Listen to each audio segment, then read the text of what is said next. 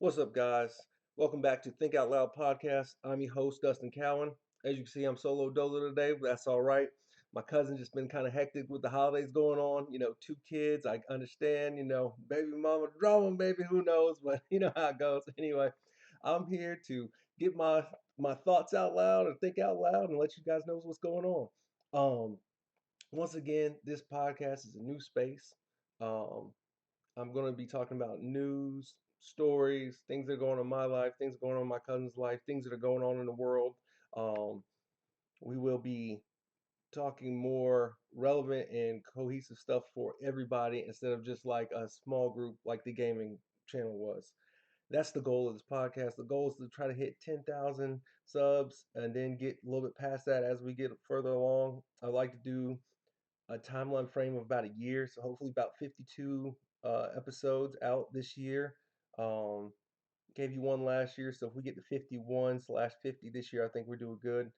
Had an introduction, had show you who I'm going to be hosting with. As again, they're not here today. That's okay, but we'll get through it. So, as I like to start with, Keith's question of the day. And I saw one that just really jumped out to me, and it was, "What is your favorite story to tell?" Whew, I thought that was a good one. I might have to bring that one back around when this goes a little bit further. So my favorite story to tell is probably two. One's with my father, and then one was when I was working psychiatric health in psychiatric hospitals. So the first story I like to tell is with my father. I think I might have been 11 or 12 at the time. Um, and this is old Greenville. So let's say this is like 90s Greenville. So 90s Greenville, people will know that Walmart and Sam's Club was on Lawrence Road at one time. Walmart and Sam's Club was on Lawrence Road at one time. There's also a Best Buy on Lawrence Road at one time. It's the Motor Mile in Greenville. So me and my dad, we had to go get a mattress for my sister. And I think we got the mattress from Sam's Club. I don't believe Walmart was selling mattresses at the time. I could be wrong. Could have been Walmart or Sam's Club, but I think we got it from Sam's Club. So we got the mattress from Sam's Club, right? I couldn't have been more like I know I wasn't a teenager, so I want to say 11 or 12. And so my dad's like, "Come on, we're gonna get this mattress." We had the Suburban, had a '96 green Suburban at the time, and we get the mattress, and the guy loads it on the top of the car with my dad. My dad's like, "You got any string or some rope?" We didn't bring no string or rope to tie it to the hooks on top of the Suburban. They had the like the bike racks or the the the, the roof ties or whatever was on them. The black roof ties on the old '90s Suburban. Everybody knows what I'm talking about who had one. And so the guy goes, "No, we don't got no string, but we got this Saran wrap." And I was like, my dad's like, "Saran wrap?" He's like, "What you mean?" He's like, "We'll just wrap it through the thing and it'll stay on there." For some reason, my dad was like, "All right, that'll work." And so I'm sitting there, like, watching all this happen. I'm 12, 11, whatever, I'm looking at him, I'm like, that ain't gonna work. Like, that's never gonna work. Like, this is a terrible idea. What are you talking about? Um, and so my dad's like, "No, it'll be all right, man. Just let the guy go ahead and do what he's gonna do." And so he puts the saran wrap on the mattress through the hooks, and we start heading down the road. Now this is again 90s, so this is 90s. My dad has a lead foot. He does not drive slow. He still doesn't drive slow. Um, and so we get off Lawrence Road, 85 exit. I live off of exit 54, which is Pelham Road exit. And so we're heading down the highway, and my dad go ahead and press the gas, get past the truck, get past somebody to merge on. That mattress starts doing this, right? Rips through the saran wrap, does the spin cartwheel back around, and lands right on the median. Fortunately, it didn't land on the highway. It didn't land on the highway. It landed on the median on the right side. And so I'm like, the mattress flew off, the mattress flew off. My dad's like, "Oh snap, what are we gonna do?" He looks in the mirror, he sees it pulled off. So he gets in the car, he pulls off to the shoulder, and he puts it in reverse and backs up to the mattress, and we just die laughing the whole way. I'm like, "Yep, no, no, sorry, I'm telling it a little bit fast." So we pulling off the mattress, we heard him get the mattress on top. I said, "Man, how we gonna get this thing home?" So we rolled down the windows, and you know how mattresses back in the day used to have the little string that ran through them. I'm holding one string with my right arm. He's holding the string in his right arm, and we going down the highway with this mattress, both our hands out the window. And so, the mattress could be getting heavier or never not. And I look at him, and he looks back at me, and we just bust out laughing. And I mean, we just bust out. I mean, just laugh. Like it's just, you can't do anything with it. We were stuck. We were in a bad spot. It was what it was, and yeah, that's probably one of my favorite stories to tell. As far as like me and my father's experience, this Adventures of Batman and Robin. I call my dad Batman. He calls me Robin. Everybody knows that. I've probably been my dad's sidekick for years now, but it is what it is. And yeah, so we ride down the rest of the highway or go home and with the mattress on both sides, and that's my favorite story to tell. My second favorite story to tell is probably professionally. And I mean, it is what it is. I don't care where you are, no matter what you work. If you work in medicine, if you work in schools, if you work corporate, if you work everything, there is humor in everything. I don't care what anybody says. You can find humor in anything. Um, there is some humor that you just got to be able to, laugh about. So I was in the hospital, happened to be working in Arizona at the time, and I want to say we had a patient. I can't say any names or disclose anybody, but we had a patient that used to quote rap lyrics when he was kind of going through it. And so, like, he might like, and this is like 2010, 2012-ish, right? And so he quote rap lyrics. Like he walk up to you and go, DMX, start barking at you and stuff like that. Like Jay-Z, The Rock is in the building. Yeah, Wu-Tang Clan ain't nothing to. He would do all this stuff, all these antics. But he kept doing it to this one tech. Like he just kept every time like this one tech would walk up to him, he'd be like, Rock is in the building. Wu Tang Clan, like, damn it, growl at him like all the time. Like I'm talking about, like he did this probably for the majority of his stay. But one night he got physical with the tech. He got physical, like he put hands on the tech first. And so the scary nurse, which most of y'all are in sight because y'all are usually not prepared for what's been to happen. For some reason, the scariest nurses work in psych, and she got frantic and called the code. So all the techs rushed all over there, and at that time we were able to put patients in five in restraints, 5 points, and we had padded rooms and different stuff like that. And so we ended up putting this guy in a 5 point. And so we, when somebody calls a code, you're in trouble. So you get physical with them. They had him hemmed up. We had him hemmed up. Now it's time to go. Now it's time to go. So we got him hemmed up. We put him in the 5 points, put him in the room. On the way, little fisticuffs. He's struggling. We're struggling. His pants ripped wide open. All his junk's out. Fortunately, he was wearing boxers. We put him in the 5 point situation, and he's like real apologetic. He's like, yeah, yeah, just give me some medicine so I can go to sleep. I just want to go to sleep. And it's not as funny now as if you were there, but man, I'm telling you, it just was like he was real tough a minute ago. Then all of a sudden he put hands on the wrong tech and got real apologetic and real soft. And that's probably one of the funniest stories. And he had to be there. And yeah, I got plenty of psych stories. And yeah, that's probably one of my favorite to tell. So that was Keith's question of the day, and shout out to Keith. Appreciate you, cuz.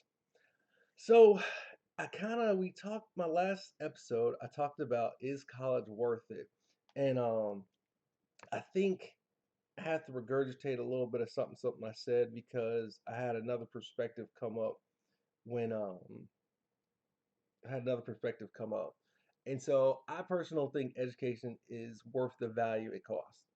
That is a fact. I don't think that 120 hours or maybe even 150 hours worth of college education is worth $60,000. I don't think it's worth 80. I don't think it's worth 100.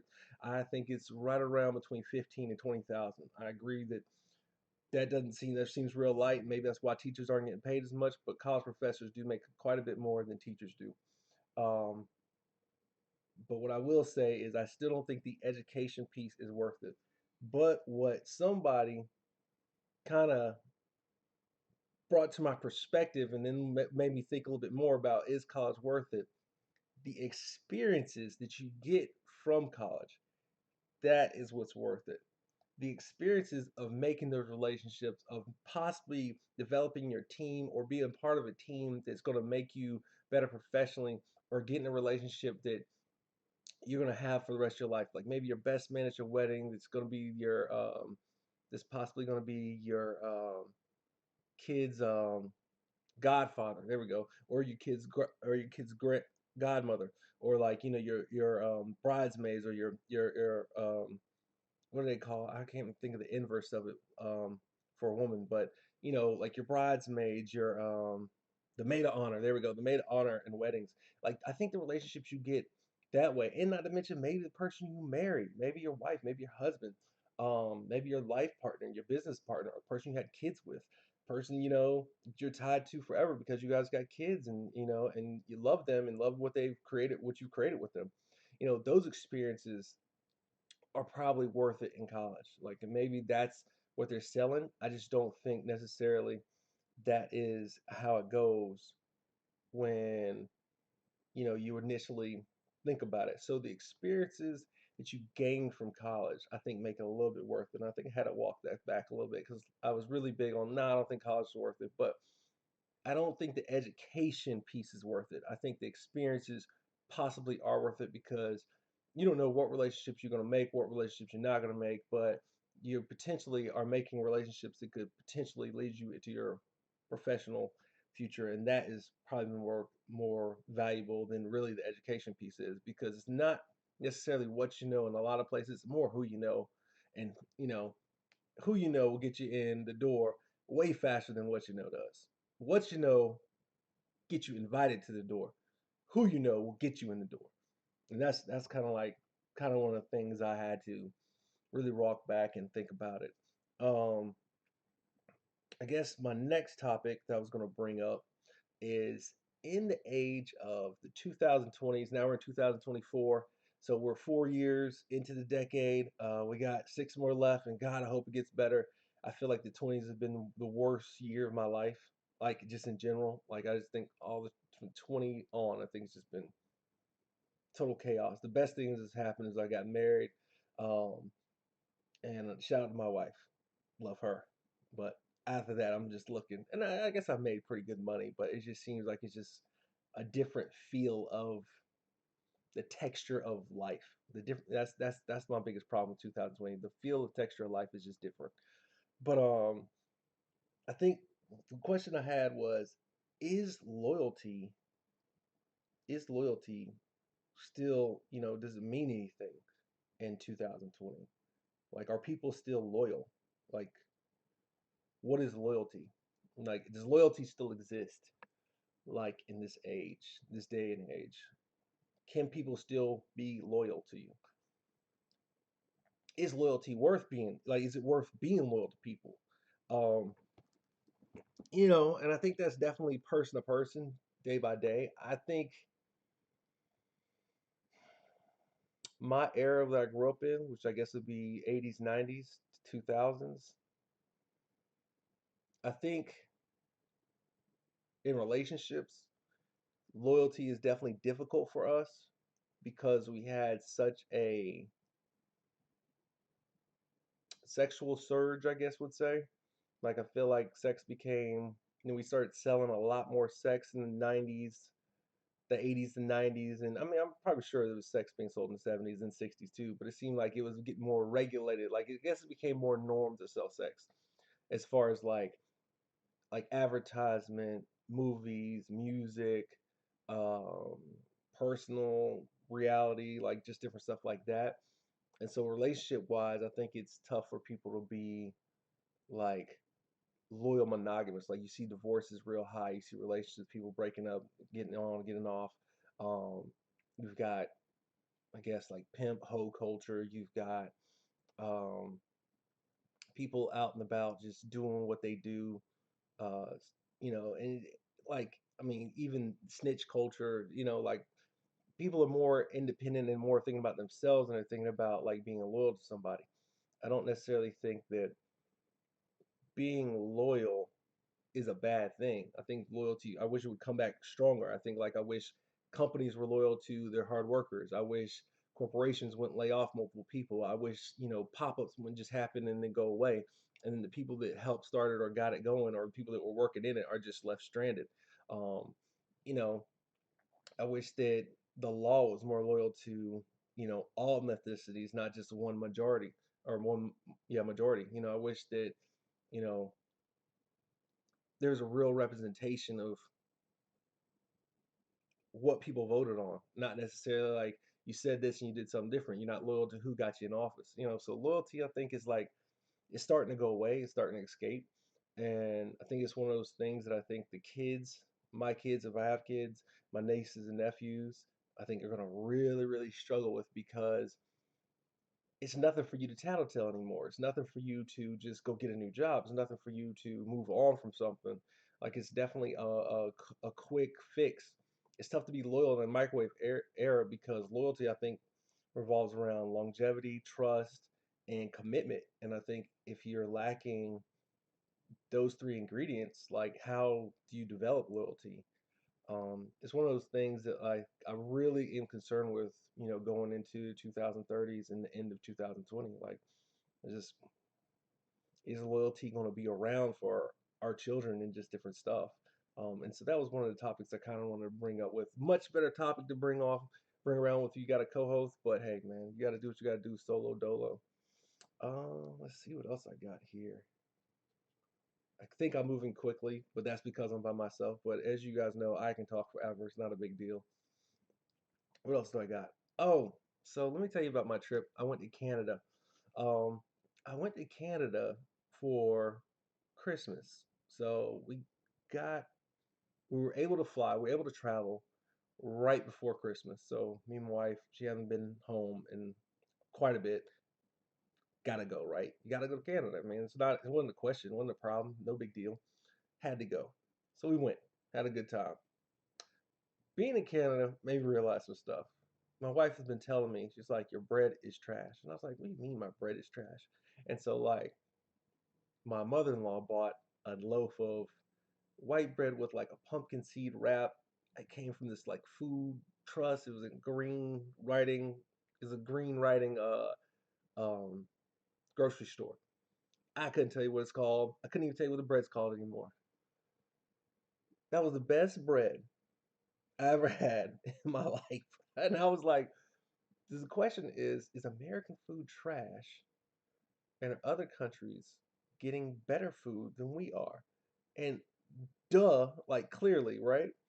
And like it just made me think like how cynical just that is. Like the food we're getting is not even like quality here, but we got so many people here. Like, what are we doing with our food? So like I was just thinking, you know, is the people in the US live oops, wrong. Is food better in Canada? Like my stomach was very happy. Everybody who knows me, like my biggest weakness, like I can do anything, but my stomach dictates the way that goes. Like that's like a family genetic thing. While I was in Canada, I didn't have no stomach problems. Like everything was good. Like, am I eating bad stuff down here? Do I need to figure out what's going on in my diet? Do I need to stop shopping at the grocery stores I shop in? So like, yeah, like Canada was a better food experience. Um, I'm happy about that. I was glad that I was able to eat some good food. I was glad that my wife proved herself right. She had she was right about the bread for sure. You toast the bread, and so I eat toast almost every morning for breakfast. It's weird, but I love butter. And so you toast the bread. Bread comes out, it's toasted. I could even over toast it, but for some reason it still had the texture of like soft bread in the middle. Like so you have the top two layers like my fingers, that's toast, and then the middle was still like it's not I over toasted, I under toasted it. It was consistent. Like that bread was so good. Melted the butter good, tastes good. Bread was fire. Not gonna front. So, posing the question, is food better in Canada versus United States? Another thing, I don't know if you guys know about this, but United States sells Cheetos. No big deal. Everybody's had a Cheeto. Flaming hot, white cheddar, regular Cheeto, jalapeno Cheetos, all of them. Pretty good stuff. Okay. Canada, they have Cheetos. They do. They have Cheetos. But they also have this thing called Cheesies. Cheesies is Cheetos on acid, on Molly. They use 100 times the dust that they put on a Cheeto and put it on a cheesy, and it tastes way better, more flavor, just a better, I guess, chip, snack chip, whatever you want to call it, Cheeto, whatever you label Cheeto. I don't think Cheeto's potato, so whatever its texture is, so much better. It's called a cheesy. If you go to Canada, get some cheesies.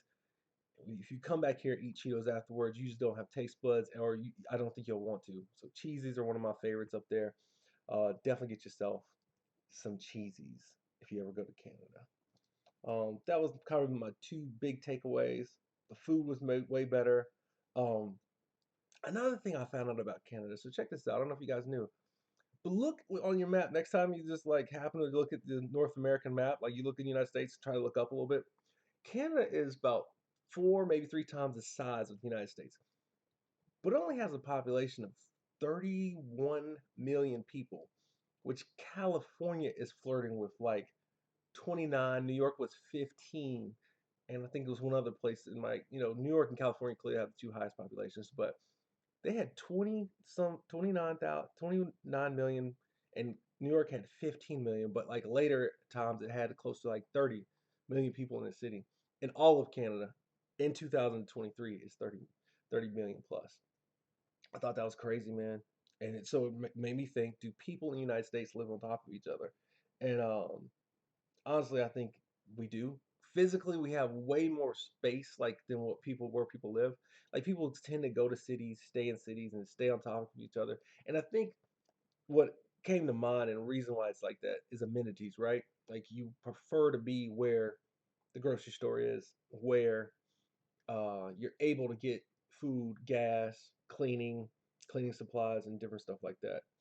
So that's probably like one of the reasons why people live on top of each other. But you go to Canada and you just kind of look around and you're like, man, you guys got all this open space because we drove from Alberta to Saskatoon, which happens to be two provinces. Um, so we went from, sorry, excuse me, we went from Edmonton to Saskatoon, which are two cities, and we went from Alberta to Saskatchewan, which are the two provinces. I'm learning all this Canadian culture. When you marry somebody from another nationality, you should probably learn something about that nationality. And Canada happens to be the one I'm learning about. So as I learn, you guys will learn through me, hopefully, and comment, and hopefully we reach a Canadian community. Shout out to Canada.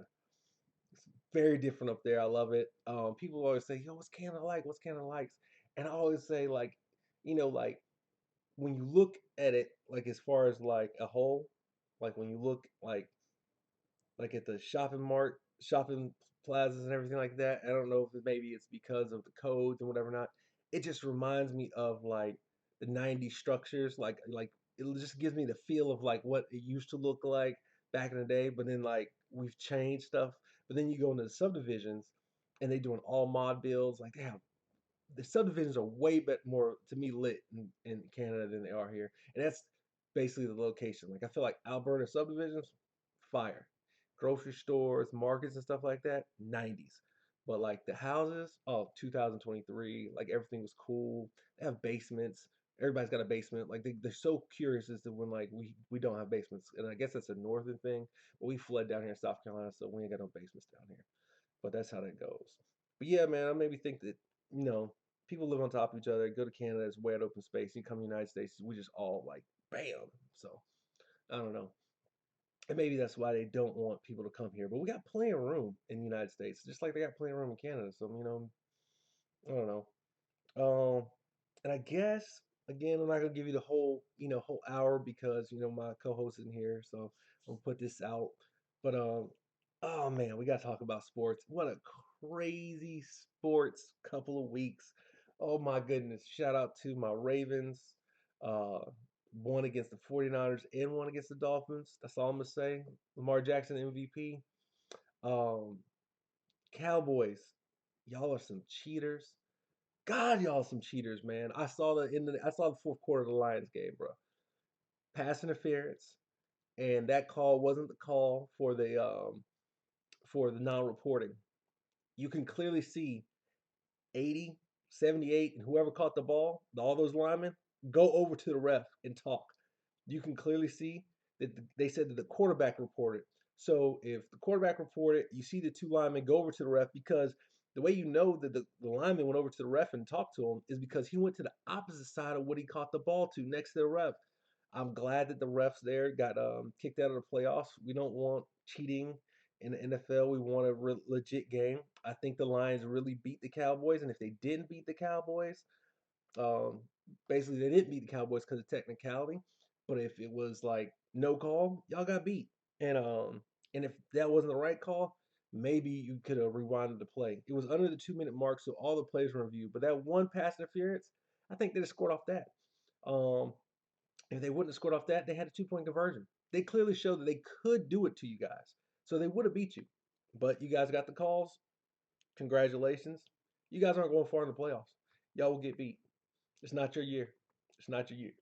I'm not saying it's the Ravens' year either, but it's definitely not your year. Um, oh man, totally wrong picks when it came to the college playoffs. I had Texas and Alabama going. Um, it's January 2nd, so shout out to Washington and shout out to Michigan. I guess we'll see you guys in 2 weeks, in a college national championship.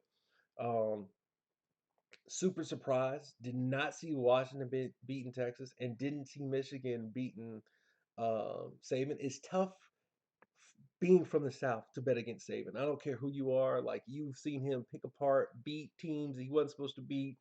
You seen him do his thing. I thought clearly Michigan was the better team. Y'all jacked up plenty of y'all had plenty of mistakes that game, but I thought Michigan was the better team. So I definitely thought that they were going to um, eventually win.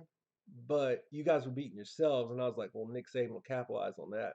But he had no offensive line. That offensive line is trash. The offensive line is trash. And maybe they're not trash, but Michigan's defensive line is great. And that could be true too. So shout out to Michigan. Once again, did not watch the Texas game. I watched maybe the first quarter. Couldn't get had to go to sleep, had to get up early. Had to work. But shout out Washington. I hope, purple and blue. So I think Michigan I think it's gonna be interesting. I think if Michigan wins, it breaks Jim Harbaugh's curse. Like, I mean, let's be real. Like, you have that sibling that's the winner, and you have that sibling that's not the winner. I'm not gonna call him a loser, but you got the sibling that's not the winner. And John clearly has made Jim not the winner on a national stage at the Super Bowl 49ers versus the Ravens. And then now he finally gets to dance again. Like it's been a while, so and now he has to beat a strong Washington football team. And I have to put more respect on Washington's team. They haven't lost 20, no, excuse me, maybe it was 18 or 20 games in the last 2 years. So they went 20 straight. So they've been undefeated for a long time. Be interesting to see what they do to this Michigan team. Michigan is undefeated this year. Um, that quarterback better get it together. That special teams better get it together. Washington doesn't look like they had those problems, but again, I didn't watch the whole game. But we'll see. And everybody has a bad day. If anybody had a bad day and won, it was definitely Michigan. That's my sport takes. That was what pretty much happened over the holidays. Once again, I'm without my co-host. I'm not going to keep you guys too long. Keep it right here, about 30 minutes. Once again, hit that like, subscribe button to Think Out Loud podcast. We are trying to hit 10,000 subs.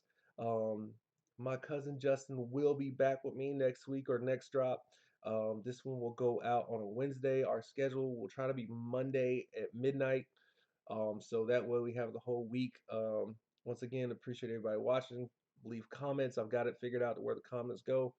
And signing off from Think Out Loud podcast. Till next time.